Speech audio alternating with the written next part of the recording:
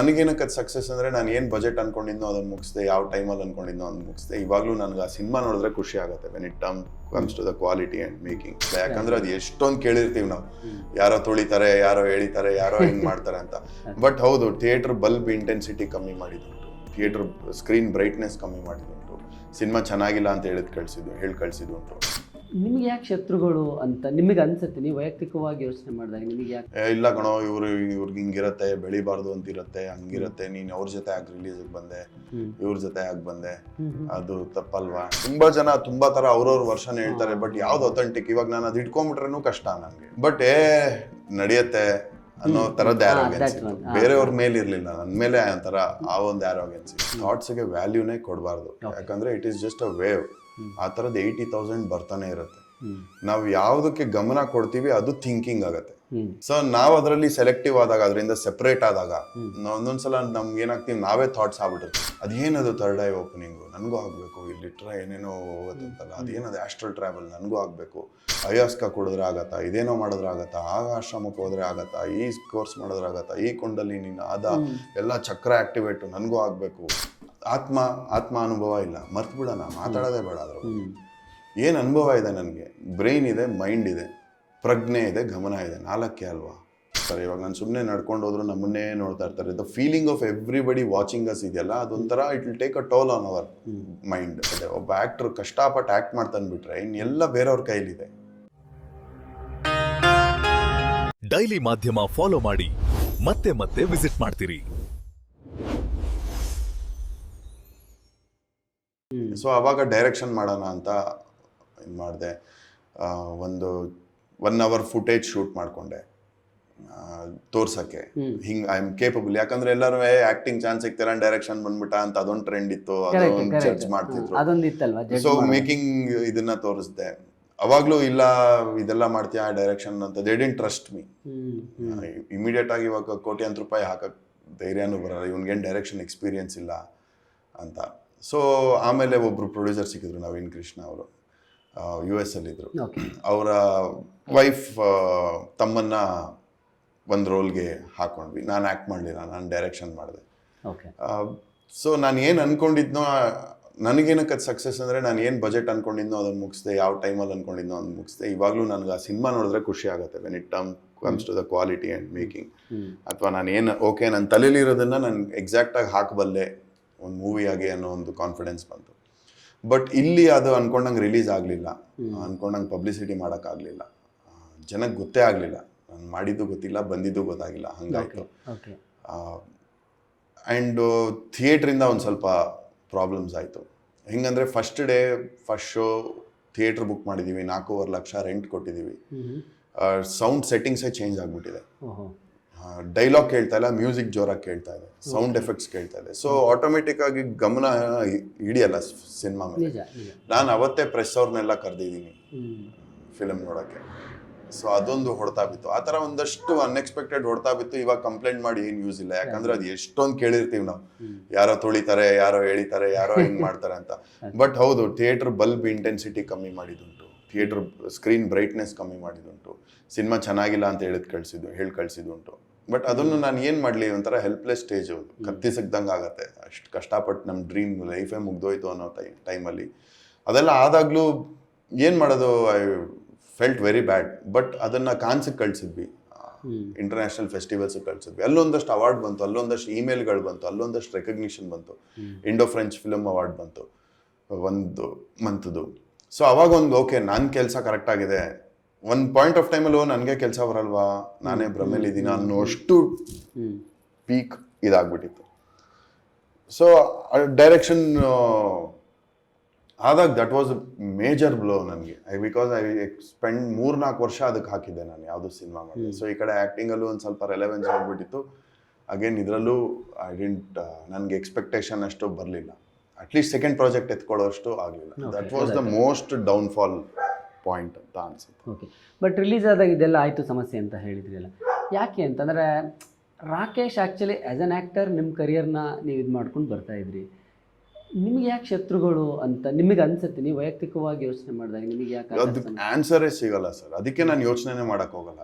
ಇಲ್ಲ ಕಣೋ, ಇವ್ರಿಗೆ ಹಿಂಗಿರತ್ತೆ, ಬೆಳಿಬಾರ್ದು ಅಂತ ಇರತ್ತೆ, ಹಂಗಿರತ್ತೆ, ನೀನ್ ಅವ್ರ ಜೊತೆ ಆಗಿ ರಿಲೀಸ್ಗೆ ಬಂದೆ, ಇವ್ರ ಜೊತೆ ಆಗಿ ಬಂದೆ, ಅದು ತಪ್ಪಲ್ವಾ, ನೀನೇ ಕಾಂಪಿಟೇಷನ್ ಕೊಟ್ಟಂಗಲ್ವಾ. ತುಂಬಾ ಜನ ತುಂಬಾ ತರ ಅವ್ರವ್ರ ವರ್ಷನೇ ಹೇಳ್ತಾರೆ, ಬಟ್ ಯಾವ್ದು ಅಥೆಂಟಿಕ್? ಇವಾಗ ನಾನು ಅದು ಇಟ್ಕೊಂಡ್ಬಿಟ್ರೇನು ಕಷ್ಟ. ನನಗೆ my whole life will be based on ಅದು ಹೌದು ಅಲ್ವೋ ಅನ್ನೋದು ಗೊತ್ತಿಲ್ಲ. ಎಕ್ಸಾಕ್ಟ್ಲಿ. ಸೊ ಅವೆಲ್ಲ ನಂಗೆ ಟಾರ್ಚರ್ ಆಗಕ್ಕೆ ಸ್ಟಾರ್ಟ್ ಆಗಿದ್ದೆ. ಅದು ಐ ರಿಯಲೈಸ್ಡ್. ಅದಕ್ಕೆ ಅದೆಲ್ಲ ಡ್ರಾಪೇ ಮಾಡ್ಬಿಟ್ಟೆ. ಕಂಪ್ಲೇಂಟ್ ಮಾಡೋದೇ ಬೇಡ. ಅಂಡ್ ನೋಡ್ತಾ ಇದ್ದೆ ಎಲ್ಲರೂ ಕಂಪ್ಲೇಂಟ್ ಮಾಡ್ತಾ ಇದ್ದಾರೆ. ಎಷ್ಟು ಜನ ಕಂಪ್ಲೇಂಟ್ ಮಾಡಿದ್ದಾರೆ, ಎಷ್ಟು ಜನ ಈ ಥರ ಬಂದು ಹತ್ತಿದ್ದಾರೆ. ನನಗೊಬ್ರು ಪ್ರೆಸ್ ಅವರೇ ಹೇಳಿದ್ರೆ, ಅಯ್ಯೋ ರಿಲೀಸ್ ಆದ್ಮೇಲೆ ಎಲ್ಲರೂ ಹಿಂಗೆ ಬಂದು ಅಳ್ತಾರಪ್ಪ, ಆಮೇಲೆ ಯಾರು ಚೇಂಬರಲ್ಲೋ ಏನನ್ನಲ್ಲ, ಎಲ್ಲಾರ್ದು ಕತೆ ಇದೆ, ಥಿಯೇಟ್ರ್ ಮುಂದೆ ಬಂದು ಅಳ್ತಾರೆ ಅಷ್ಟೇ, ಮತ್ತೆ ಗೋ ಅಂತ. ಸೊ ಹೌದಲ್ವಾ ಅನ್ನಿಸ್ತು ನನಗೂ. ಮತ್ತು ನನಗೂ ಹಾಗೆ ಆಗ್ತೀನಿ ಅಷ್ಟೇ. ಇನ್ನೇನು ಅದರಿಂದ ಯಾರು ಏನು ಬಂದು ಈ ಪಾಪ ಅಂತ ಹೆಲ್ಪ್ ಮಾಡೋಕ್ಕಂತೂ ಯಾರು ಬರಲ್ಲ. So I just dropped all that. ಬಿಟ್ಟಾಕು, ಅದೆಲ್ಲ ಯೋಚನೆನೇ ಮಾಡೋದು ಬೇಡ. ಓಕೆ, ವಾಟ್ ನೆಕ್ಸ್ಟ್, ಏನು ಆಗ್ತಾ ಇತ್ತು. ಗ್ಯಾಪಲ್ಲಿ ಒಂದಷ್ಟು ಸಿನಿಮಾಗಳ ಆಕ್ಟಿಂಗು ಬರ್ತಾ ಇತ್ತು, but it didn't help me again to relaunch. Career grow ಆಗಲಿಕ್ಕೆ ಯಾವುದನ್ನು ಅಷ್ಟು ದೊಡ್ಡ ಮಟ್ಟದಲ್ಲಿ ಸಾಥ್ ಕೊಡಲಿಲ್ಲ ಅಂತ ಅನ್ಸುತ್ತೆ ಸಿನಿಮಾ ಅಲ್ವಾ? ಇಷ್ಟು ಸುದೀರ್ಘ ಅನುಭವ ನಿಮಗೆ. ಆ್ಯಕ್ಚುಲಿ 25 ವರ್ಷ ನೀವು ಹೇಳಿದ ಲೆಕ್ಕ ಹಾಕ್ಕೊಂಡ್ರೆ ಸಿನಿಮಾ ಇಂಡಸ್ಟ್ರಿಲಿ ಒಂದು 25 ವರ್ಷಗಳ ಅನುಭವ ಸಿಲ್ವರ್ ಜುಬಿಲಿ ಆಗಿದೆ. ಆ್ಯಂಡ್ ಹೀರೋ ಆಗಿನೇ 16-17 ವರ್ಷ ಆಗಿದೆ. ಇವತ್ತು ಇಲ್ಲಿಂತು 2026 ನಿಂತು ರಾಕೇಶ್ ಅಡಿಗನ್ ನೋಡಿದಾಗ ಇವತ್ತು ನಿಮ್ಮ ಮೆಂಟಲ್ ಸ್ಟೇಟಸ್ ಹೇಗಿದೆ? ಇದೆಲ್ಲ ಜರ್ನಿಯನ್ನು ನೋಡಿ ಇವತ್ತು ಒಬ್ಬ ರಾಕೇಶ್ ಅಡಿಗ ಹೇಗೆ ಯೋಚನೆ ಮಾಡ್ತಾರೆ? ಅದೆಲ್ಲ ಆಗಿದ್ದಕ್ಕೆ ತುಂಬ ಗ್ರಾಟಿಟ್ಯೂಡ್ ಇದೆ, ತುಂಬ ಖುಷಿ ಇದೆ. ಯಾಕಂದರೆ ಅದು ಯಾವ್ದಾದ್ರು ಆಗಿರಲಿಲ್ಲ ಅಂದರೂ ನಾನು ಇವಾಗ ಈ ಮನಸ್ಥಿತಿಲಿ ಇರ್ತಿರ್ಲಿಲ್ಲ, ಈ ಸ್ಟೇಟ್ ಆಫ್ ಮೈಂಡಲ್ಲಿ ಇರ್ತಿರ್ಲಿಲ್ಲ. ಯಾಕಂದರೆ ಇವಾಗ ಇರೋ ಸ್ಟೇಟ್ ಆಫ್ ಮೈಂಡ್ ನಾನು ತುಂಬ ಪೀಸ್ಫುಲ್ ಆಗಿದ್ದೀನಿ. ನನಗೆ I have understood what is life. ಒಳ್ಳೆ ಎಕ್ಸ್ಪೀರಿಯನ್ಸ್. ಹೌದು, ಅದೆಲ್ಲ ಅವಾಗ ನಾನು ಕ್ರಿಬ್ ಮಾಡಿರ್ಬೋದು, ಟಾರ್ಚರ್ ಆಗಿರ್ಬೋದು, ಬಟ್ ಆ ಟಾರ್ಚರ್ ಆದ್ಮೇಲೆ ನಾನು ಏನಾದೆ, ಅದರಿಂದ ಹೆಂಗೆ ಎದ್ದೆ, ಏನು ಹೊಸ ವ್ಯಕ್ತಿ ಮಾಡ್ತು ನನ್ನ. ಅದೆಲ್ಲ ನಾನು 23 ಇಯರ್ಸ್ ಇರುವಾಗ ಎಷ್ಟು ಲೇಡ್ ಬ್ಯಾಕ್, ನನ್ಗೆ ಅಹಂಕಾರ ಇರಲಿಲ್ಲ ಯಾವತ್ತು, ಅಂದ್ರೆ ಆರೋಗ್ಯನ್ಸ್ ಇರಲಿಲ್ಲ.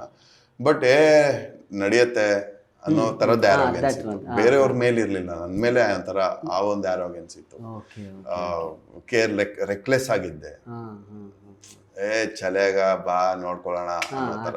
ಸೊ ಅವೆಲ್ಲನೂ ಇಟ್ ಚೇಂಜ್ಡ್ ಮೀ. ಇವಾಗ ನನಗೆ it has made me a very different person. ನನ್ನ ಸಿನಿಮಾಗಳನ್ನ ನೋಡೋ ರೀತಿ ಆಗ್ಬೋದು, ನಾನು ಕೆಲಸ ಮಾಡೋ ರೀತಿ, ನಾನು ಬದುಕೋ ರೀತಿ ಎಲ್ಲನೂ ಚೇಂಜ್ ಮಾಡಿದೆ. ಸೊ ಮೆಟೀರಿಯಲಿಸ್ಟಿಕ್ಲಿ ನನಗೆ ಸಕ್ಸಸ್ ಕೊಡಲಿಲ್ಲ ಅಥವಾ ಬೇರೆ ಏನೋ ಕೊಡಲಿಲ್ಲ ಅನ್ನೋದನ್ನ ಬಿಟ್ಟು ನಾನು ಹೆಂಗೆ ಎವಾಲ್ವ್ ಆಗ್ತಾ ಬಂದೆ ಅಂತ ನೋಡಿದಾಗ ತುಂಬ ಸಕ್ಸಸ್ಫುಲ್ ಅನ್ಸುತ್ತೆ ನನಗೆ. ಓಕೆ, ಥಾಟ್ಸ್ ಎಷ್ಟು ಇಂಪಾರ್ಟೆಂಟ್ ಅಂದರೆ, ಈಗ ನಾವು ಪಾಸಿಟಿವ್ ಆಗಿ ಯೋಚನೆ ಮಾಡೋದು ಅಥವಾ ನೆಗೆಟಿವ್ ಆಗಿ ಯೋಚನೆ ಮಾಡೋದು. ನೀವು ಹೇಳಿದ್ರಿ ನಮ್ಮ ಪೂರ್ವಾಶ್ರಮ ಇದೆಯಲ್ಲ, ನಮ್ಮ ಹಿಂದಿನ ಇದಿದೆಯಲ್ಲ, ಅದ್ರ ಬಗ್ಗೆ ನಾವು ಯೋಚನೆ ಮಾಡ್ತಾ ಇರುವಾಗ ನಾವಿಲ್ಲೇನೋ ಆವಾಗ ನಮ್ಗೆ ಆ ರೀತಿ ಮಾಡಿದ್ರು, ಇವರಿಂದ ಇದಾಯಿತು, ನನಗೆ ಈ ಸಮಸ್ಯೆಗಳು ಬಂತು, ನನ್ನ ಕರಿಯರಲ್ಲಿ ಏನೋ ಮಾಡಬೇಕಾಗಿತ್ತು, ಅದು ಇಂಥವರಿಂದ ಆಗಲಿಲ್ಲ, ಈ ಕಂಪ್ಲೇಂಟ್ಸ್ಗಳು ಅಥವಾ ಈ ಥರದ್ದೆಲ್ಲ ಇರುತ್ತೆ.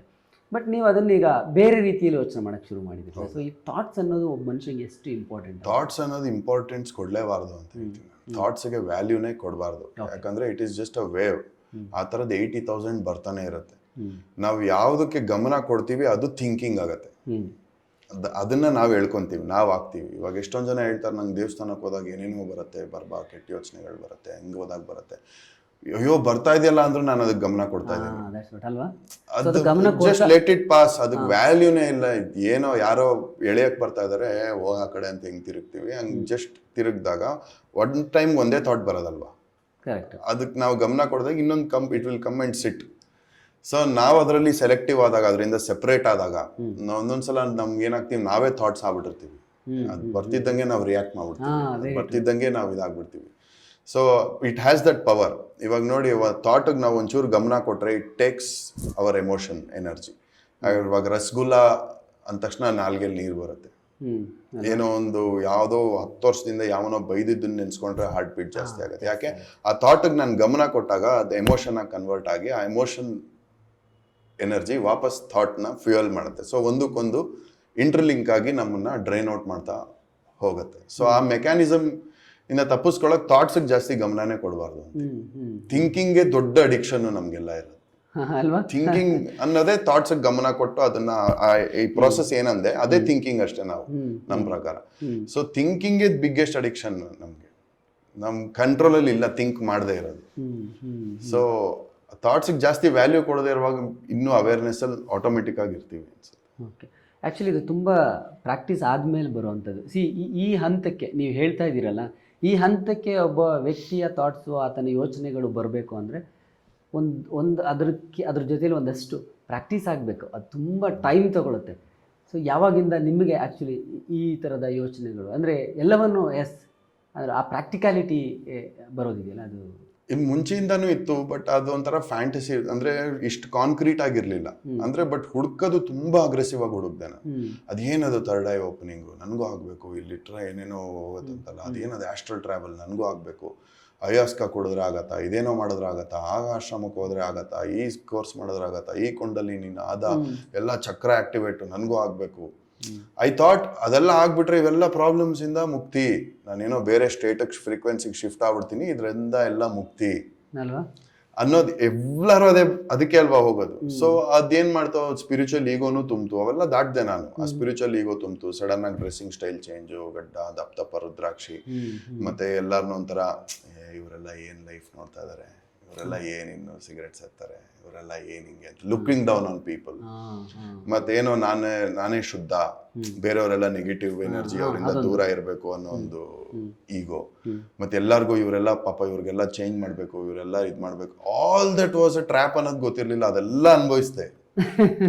ಸಡನ್ ಆಗಿ ಗಡ್ಡ ಬಿಡೋದು, ಜುಟ್ ಕಟ್ಟೋದು, ಅವೆಲ್ಲ ಅನುಭವಿಸ್ದೆ. ಓ ಇವೆಲ್ಲ ಟ್ರ್ಯಾಪ್, ಇದು ನಾನು ಸ್ಪಿರಿಚುವಲ್ ಅನ್ಕೊಳ್ಳೋದೇ ದೊಡ್ಡ ಟ್ರ್ಯಾಪು, ಅದೇ ಲಾಕ್. ಅದು ನಾನು ಏನೂ ಅಲ್ಲ ಅನ್ನೋದಕ್ಕೆ ಹೋಗ್ಬೇಕು. ಏನು ಅಲ್ಲ ಅಂದ್ರೆ ಏನೂ ಅಲ್ಲ ಅಷ್ಟೇ. ನಾನು ಸ್ಪಿರಿಚುವಲ್ ಅನ್ಕೊಂಡ್ರೆ ಏನೋ ಒಂದು ಬ್ಯಾಗ್ ಹೇಳ್ಕೊಂಡು ಇಟ್ಕೊಂಡಂಗೆ ಅದು ಕರೆಕ್ಟ್. ಅದೆಲ್ಲ ಹೋಗ್ತಾ ಹೋಗ್ತಾ ಹೋಗ್ತಾ ಹೋಗ್ತಾ ನನಗೆ ಅರ್ಥ ಆಯ್ತು. ಆಮೇಲೆ ಒಂದು ಸ್ವಲ್ಪ ಸೈಂಟಿಫಿಕ್ ಅಪ್ರೋಚ್ ಅಲ್ಲೂ ಅರ್ಥ ಮಾಡ್ಕೊಳಕ್ ಸ್ಟಾರ್ಟ್ ಮಾಡಿದೆ ಇದೆಲ್ಲ. ಸೊ ಅವಾಗ ನನಗೆ ಇದೆಲ್ಲ ಮ್ಯಾಪ್ ಮಾಡ್ಕೊಳಕ್ ಈಸಿ ಆಯ್ತು. ಮೆಡಿಟೇಷನ್ ಅಂದ್ರೆ ಏನು, ಥಾಟ್ಸ್ ಏನು, ಬ್ರೈನ್ ಏನು. ನಾವು ಆಧ್ಯಾತ್ಮ ಅಂದ ತಕ್ಷಣ what is not brain, what is not mind, what is not body ಅಂತ ಜನರಲ್ ಆಗಿ ಹೇಳ್ತೀವಿ. ಬಟ್ ನಾವು ಬ್ರೈನು ಮೈಂಡನ್ನೇ ಅರ್ಥ ಮಾಡ್ಕೊಂಡಿಲ್ಲ, ಅದನ್ನೇ ಸ್ಟಡಿ ಮಾಡಿಲ್ಲ. ಅದು ಸ್ಟಡಿ ಮಾಡಿದೆ ನಾವು ಇಲ್ಲದೆ ಇರೋದು ಹೆಂಗೆ ಸ್ಟಡಿ ಮಾಡ್ತೀವಿ, ಇರೋದೇ ಸ್ಟಡಿ ಮಾಡಿಲ್ಲ ನಾವು. ಸೊ ಅದು ಅರ್ಥ ಆಯ್ತು ನನಗೆ. ಮೊದಲು ಏನಿದೆ ಅದನ್ನು ಅರ್ಥ ಮಾಡ್ಕೊಳ್ಳೋಣ ಅಲ್ವಾ. ಆತ್ಮ ಅನುಭವ ಇಲ್ಲ, ಮರ್ತು ಬಿಡೋಣ, ಮಾತಾಡೋದೇ ಬೇಡ ಅದ್ರ ಬಗ್ಗೆ. ಏನು ಅನುಭವ ಇದೆ ನನಗೆ, ಬ್ರೈನ್ ಇದೆ, ಮೈಂಡ್ ಇದೆ, ಪ್ರಜ್ಞೆ ಇದೆ, ಗಮನ ಇದೆ, 4 ಅಲ್ವಾ. Brain hardware, mind software. Mind ಕಾಣಲ್ಲ, ಎಲ್ಲೂ ಇಲ್ಲ, ಎಲ್ಲ ಕಡೆ ಇದೆ ಮೈಂಡು, ಅದನ್ನೇ ಮೈಂಡ್ ಅಂತೀನಿ ನಾನು. ಬ್ರೈನ್ ಇದೆ. ನಾನು ಏನು ಹಂಗಂದ್ರೆ ನಾನು ಬರೀ ಪ್ರಜ್ಞೆ ಅಲ್ವಾ. ನನಗೆ ಇಂಜೆಕ್ಷನ್ ಕೊಟ್ಟರೆ ಆಫ್, ನಾನು ಡೀಪ್ ಸ್ಲೀಪಲ್ಲಿದ್ದರೆ ನಾನು ಆಫು, ಡೆಡ್ಡೆ. ಕನಸಲ್ಲಿದ್ದರೆ ಏನೋ ಅರೆ ಬರೆ, ಓ ನನಗೆ ಕನಸು ಬಿತ್ತು ಅಂತೀನಿ. ನಾನು ಏನದು, ನಾನಂದರೆ ಪ್ರಜ್ಞೆ ಅಷ್ಟೇ ಅಲ್ವಾ. ಆ ಪ್ರಜ್ಞೆ ಹಂಗಂದ್ರೆ ಆ ಪ್ರಜ್ಞೆ ಕಣ್ಣೇನು, ಗಮನ ಅಲ್ವಾ. ಯಾಕಂದ್ರೆ ನಾನು ಇಲ್ಲಿ ಇರ್ತೀನಿ, ನನ್ನ ಗಮನ ಎಲ್ಲೋ ಹೋದ್ರೆ ನನ್ನ ಪ್ರಜ್ಞೆ ಎಲ್ಲೋ ಇರುತ್ತಲ್ವಾ. ಅದಕ್ಕೆ ಅಲ್ವಾ ಬೈಯೋದು, ನಿನ್ನ ಗಮನ ಎಲ್ಲೋ ಇಡಬೇಡ, ಗಮನ ಕೊಡು. ಆ್ಯಂಡ್ ಇವರೆಲ್ಲ ನಾವೆಲ್ಲರೂ ಆ ಗಮನ ಸೆಳೆಯೋಕ್ಕೆ ಓಡಾಡ್ತಾ ಇರೋದಲ್ವಾ ಇಡೀ ವರ್ಲ್ಡಲ್ಲಿ. ನಾನೊಂದು ಗಮನ ಕೊಟ್ಟರೆ ನಿಮಗೆ ದುಡ್ಡು. ಕರೆಕ್ಟ್. ಎಲ್ಲ ಆ್ಯಪಲ್ಲಿಂದ ಹಿಡಿದು ಸ್ಟೀವ್ ಜಾಬ್ ಎಲ್ಲರೂ ದೇ ವಾಂಟ್ ಟು ಸಕ್ ಅವರ್ ಗಮನ. ಸೊ ಇಷ್ಟು ಪವರ್ಫುಲ್ ಆಯಿತು ಗಮನ. ಈ ಗಮನ ಎಲ್ಲೋಗ್ತಾ ಇದೆ, ಎಲ್ಲೆಲ್ಲೋ ಹೋಗ್ತಾ ಇದೆಯಲ್ಲ, ಹಿಂದೆ ಮುಂದೆ ನಾಳೆ ನಾಡಿದ್ದು, ಹಂಗೆ ಹೋಗ್ತಾ ಹೋಗ್ತಾ ಹೋಗ್ತಾ ಅದೆರಡೂ ಮರ್ಜ್ ಮಾಡ್ತಾ ಸ್ಟಾರ್ಟೆಡ್ ಅಂಡರ್ಸ್ಟ್ಯಾಂಡಿಂಗ್ ಬೆಟರ್. ಸೊ ಯಾವಾಗ ಈ ಭ್ರಮೆಗಳನ್ನ ಬಿಟ್ಟೆ, ಆತ್ಮ, ದಿವ್ಯ ಶಕ್ತಿ, ಅವೆಲ್ಲ ಬರೀ, ಯಾಕಂದ್ರೆ ಆ ವರ್ಡ್ಸ್ ಕರಪ್ಟ್ ಮಾಡ್ಬಿಡತ್ತೆ ನಮ್ಮನ್ನ. ಸೈಂಟಿಫಿಕ್ ಇನ್ನೂ ಜಾಸ್ತಿ ಯೋಚನೆ ಮಾಡೋ ಡೆಪ್ತ್ಗೆ ಹೋಗೋಕೆ ಬಿಡಲ್ಲ. ಸೊ ಅದೆಲ್ಲ ಡ್ರಾಪ್ ಮಾಡಿದಾಗ ನನಗೆ ಇನ್ನೂ ನೀಟಾಗಿ ಅರ್ಥ ಆಗಕ್ಕೆ ಸ್ಟಾರ್ಟ್ ಆಯ್ತು. ಓಕೆ, ಈಗೋ ಏನು ಮಾಡುತ್ತೆ, ಪ್ರಜ್ಞೆ ಏನು ಮಾಡುತ್ತೆ, ಹೆಂಗೆ ಮೆಕ್ಯಾನಿಸಮ್ ಹೆಂಗೆ ವರ್ಕ್ ಆಗುತ್ತೆ ನನ್ನ ದೇಹದ್ದು, ಸಿಟ್ ಅಂದರೆ ಏನು, ಎಮೋಷನ್ ಅಂದರೆ ಏನು, ಅವೆಲ್ಲ ಒಂದು ಕ್ಲಾರಿಟಿ ಸಿಗ್ತಾ ಬಂತು. ಇದು ಆ್ಯಕ್ಚುಲಿ ಡೀಪ್ ಥಿಂಕಿಂಗ್. ಅಂದರೆ ಅರ್ಥ ಮಾಡ್ಕೊಳ್ಳೋಕ್ಕೆ ಅದ್ರೊಳಗೆ ಇಳಿಬೇಕು. ಹೌದು, ಅದೇ ಕ್ಯೂರಿಯಾಸಿಟಿ ಇತ್ತು ನನಗೆ. ನೀವು ಅದ್ರೊಳಗೆ ಹೇಳಿದ್ರಿ ಆ್ಯಕ್ಚುಲಾಗಿ. ಬಟ್ ಇದಕ್ಕೆ ಯಾರು ಗುರುಗಳು ಬೇಕಾಗಿಲ್ಲ ಅಂತ ಅನ್ಸುತ್ತಲ್ವಾ ಈ ಥರ ಯೋಚನೆ ಮಾಡೋದಕ್ಕೆ. ಅಂದರೆ ನಾವು ಎಲ್ಲರೂ ಗುರುಗಳಾಗ್ಬಿಡ್ತಾರೆ ನಾವು ಈ ಕ್ಯೂರಿಯಾಸಿಟಿಲಿ ಇರುವಾಗ. ನನಗೆ ಎಷ್ಟೊಂದು ಸಲ ಹೆಂಗಾಗಿದೆ, ಯಾವುದೋ ವಿಡಿಯೋಲಿ ಯಾವುದೋ ಮಾತು ನಂಗೆ ಹೌದಲ್ವಾ ಅಂತ ಕನೆಕ್ಟ್ ಆಗಿದೆ. Because I was waiting, I was searching always. ನಾನು ಆ ಅವೇರ್ನೆಸ್ಸಲ್ಲಿ ಇದ್ದೆ. ಹಂಗೆ ಯಾವುದೋ ವಿಡಿಯೋಯಿಂದ ಅರ್ಥ ಆಗಿದೆ, ಯಾವುದೋ ಪಾಡ್ಕಾಸ್ಟಿಂದ ಅರ್ಥ ಆಗಿದೆ. ಅದು ಒಂದೊಂದು ಸಲ ಅಂತೂ ಆಲ್ಗೋರಿದಮ್ ಹೆಂಗಂದ್ರೆ ನನಗೆ ತಲೆಯಲ್ಲಿರೋದೇ ಕರೆಕ್ಟಾಗಿ ಅದರದ್ದೇ ಹೆಡ್ಲೈನ್ ವಿಡಿಯೋ ಬರುತ್ತೆ. That's what. ನಾನು ಮೊನ್ನೆ ಯಾರ ಹತ್ರನೂ ಇದ್ರ ಬಗ್ಗೆನೇ ಮಾತಾಡ್ತಾ ಇದ್ದೆ. ಅದು ಆಲ್ಗೋರಿದಮ್ ಅನ್ನೋದು ಜಸ್ಟ್ 5%. ಅಂದರೆ ನಾವು ಹೇಳ್ತೀವಿ, ನಾವು ಅಂದರೆ ಇದು ಯೂಟ್ಯೂಬ್ ಆಲ್ಗರಿದಮಲ್ಲಿ ವರ್ಕ್ ಆಗುತ್ತೆ ಅಂತ ಅಲ್ಲ, ಇದೆಲ್ಲ ಮೈಂಡಲ್ಲಿರೋದು. ನಾವು ಏನು ಯೋಚನೆ ಮಾಡ್ತೀವಿ ಅದು ಖಂಡಿತವಾಗ್ಲೂ ಅದು ಹುಡ್ಕೊಂಡು ಬರುತ್ತೆ, ಅದು ಯಾವುದಾದ್ರೂ ರೂಪದಲ್ಲಿ. ಆ ಥರದ್ದು ಸಾಕಷ್ಟು ಅನುಭವ ಆಯ್ತು ನನಗೆ. ಸೊ ಇವಾಗ ಹಂಗಂದ್ರೆ ಗುರುಗಳು ಎಲ್ಲದನ್ನು ಗುರುಭಾವದಿಂದ ನೋಡ್ತೀನಿ ನಾನು. ಹಂಗಂದ್ರೆ ತುಂಬಾ ಹೊಗಳ್ಕೊಳಕ್ ಹೇಳ್ತಾ ಇಲ್ಲ, ಅಂದ್ರೆ ಅವು ಯಾರನ್ನು ಗೇಜ್ ಮಾಡಲ್ಲ ನಾನು. ಇವ್ರು ಪವರ್ಫುಲ್ ಗುರುನ, ಇವ್ರಿದ್ ಗುರುನ, ಏನೋ ಒಂದು ಪ್ರೊಫೌಂಡ್ ಇನ್ಫಾರ್ಮೇಶನ್ ಬಂತ ಅದನ್ನ 4-5 ಏನ್ ವರ್ಷನ್ ನೋಡ್ತೀನಿ, ಏನ್ ಹೇಳಿದಾರೆ ಅದು ಸೈಂಟಿಫಿಕ್ಲಿ ರೆಲೆವೆಂಟ್ ಆಗಿ ನೋಡ್ತೀನಿ. ಆ ಥರದ್ ನೋಡಿ ಓಕೆ ಇರ್ಬೋದು ಅಂತ ಅನ್ಕೊಂತೀನಿ. ಥಿಯರಿ ಅದನ್ನಾದ್ರೆ ಚೆನ್ನಾಗಿ ಅರ್ಥ ಮಾಡ್ಕೊಂಡೆ. ಆ ಥಿಯರಿ ನನಗೆ ಇನ್ನೂ ಅನುಭವಕ್ಕೆ ಬಂದಿಲ್ಲ. ಅದು ಅನುಭವಕ್ಕೆ ಬಂದಿರೋದನ್ನ ಮಾತ್ರ I am very confident. But ನೀವಿರೋ ಫೀಲ್ಡಿಗೆ ಇದು ಈ ರೀತಿ ವರ್ಕ್ ಆಗುತ್ತೆ ಅಂತ ನಿಮ್ಗೆ ಅನ್ನಿಸ್ತಿದ್ಯಾ? ಅಂದರೆ ಸಿನಿಮಾ ಫೀಲ್ಡ್ ಅನ್ನೋದು ಅದು ಕಂಪ್ಲೀಟ್ಲಿ ಏನು ಹೇಳ್ತೀವಿ, ಒಂದು ತೆರೆದಿಟ್ಟ ಪುಸ್ತಕದ ಥರ ಅದು ಆ್ಯಕ್ಚುಲಿ ಅಲ್ವಾ? ಹೌದು, ಒಂದೊಂದ್ಸಲ ಹಂಗೆ ಅನ್ಸುತ್ತೆ, ಇನ್ನೊಂದ್ಸಲ ನಾನು ಈ ಫೀಲ್ಡಲ್ಲಿ ತುಂಬ ಅವಶ್ಯಕತೆ ಇದು ಅನ್ಸುತ್ತೆ. ಈ ಫೀಲ್ಡ್ ಯಾಕಂದ್ರೆ ನಾವು ಕಾನ್ಸ್ಟೆಂಟ್ ಬ್ಯಾಟಲ್ ಅಲ್ಲಿ ಇರ್ತೀವಿ ನಾವು ಆಕ್ಟರ್ಸ್.